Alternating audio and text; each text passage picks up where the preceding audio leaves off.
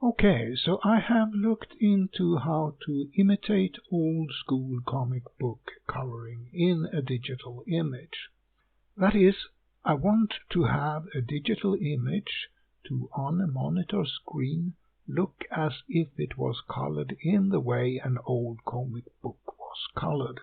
We are then talking about Golden Age, Silver Age comics, 1930s to 1960s something. This is not a question on how to color for printing. It is a question of imitating the look of printed color in a old comic book in a digital image shown on a screen. The thing that makes this tricky is that making an image on a screen and printing an image are two very different processes. Printing is a process starting with a white or whitish paper, on top of which different colored ink is added in different layers. Different combination of base colors can produce different colors in between, including grayscale up to black. An image on a screen, however, starts with a black screen. Light is added as pixels. Each pixel has 3 elements, red, blue, and green. Each element can have a different strength, and the combination creates the different colors, including grayscales, up to white. The print method used for the old comic books was a 4-color process called CMYK. The name comes from the colors used in this process. Cyan, which is a color between green and blue in a color wheel, magenta, which is between blue and red, and yellow, that is between red and green. The 4th color is black. The K in CMYK is said to stand for keyframe. In a comic book, this would be the line work and anything done in ink in the inking process of the drawing. In printing the colors in the old comic books, each color had 3 variations of density, 100%, 50%, and 25%. The areas with 50 and 25% were achieved with dotted patterns with empty space between the dots, halftones. There is also an amount of mixing of the physical ink. Black only had 1 density, 100%, and it was transformed directly from the artwork to the printing plate through a photographic method.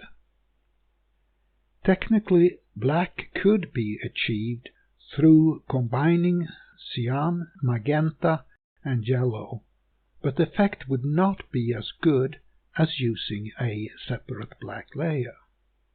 This still holds true. So the methods, monitor or print, work in very different ways. So an imitation of the effect is not just to recreate the printing process in a digital RBG form. This is how I am attempting to make an imitation.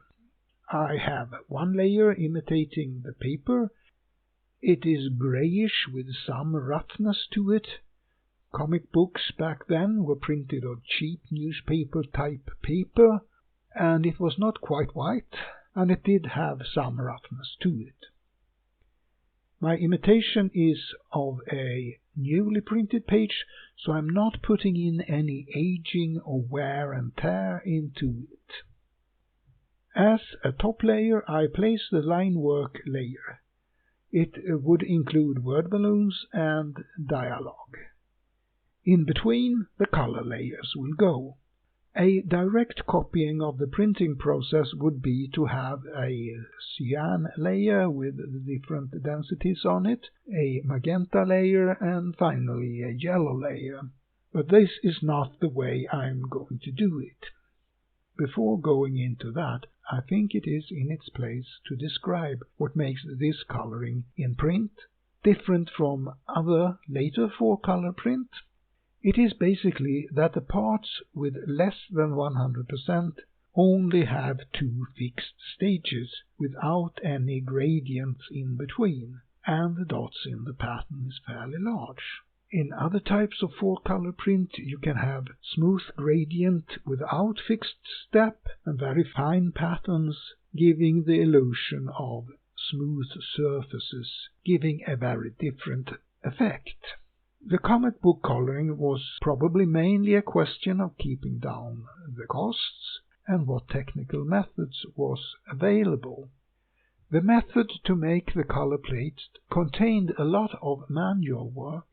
The work of the colorist was not directly used in making the color plates. It was only used as a guide for making the plates.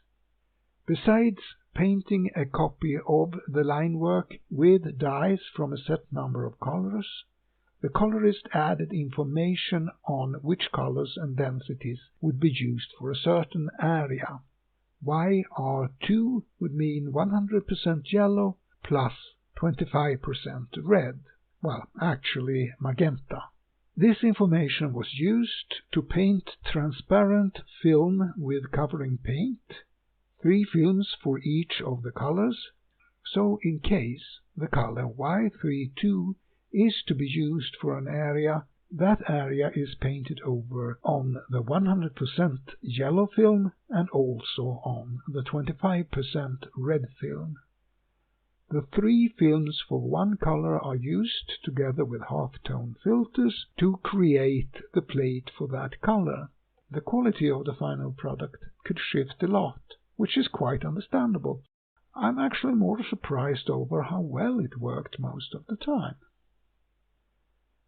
So, back to what I'm doing. In the document I'm working with, I have a folder below the page frames. This folder holds 9 files, 3 for each color, and within a color 3 for each densities, 150 and 25 colors. With copies of these files, I can mix different colors using 1, 2, or 3 files. I have tried out the different combinations, so I know what palette I have at my disposal. When I mix colors, I put the higher density first, and with the same density, I put the colors in the CMY order. I have offset the patterns for the same density between the different colors, so that a layer on top will not cover the pattern of a layer below. This is not the same thing that is done in the print model. Ink layers mix in different ways than digital layers. I have to admit that I am a bit confused as how the print layers work the way they do, but never mind, I'm just trying to imitate the look. So I decide a color I want to use for some areas. I pick the files I need to mix that color, copy them and move them up to the page part. Combine them to one file and cut out the parts that are outside the areas I want to use this color for. And then I just keep repeating this process until the image is fully colored. It is basically a flat coloring, but since a lot of the colors are built on patterns of dots, that gives a sort of texture to the colored area. I like this effect, partly I guess from a nostalgic point of view, but also from a graphic style perspective. I have just started experimenting with this, so there might be changes to the method I will use for this effect in the future. Well, for now this will be all. Thank you for watching, and hopefully see you later.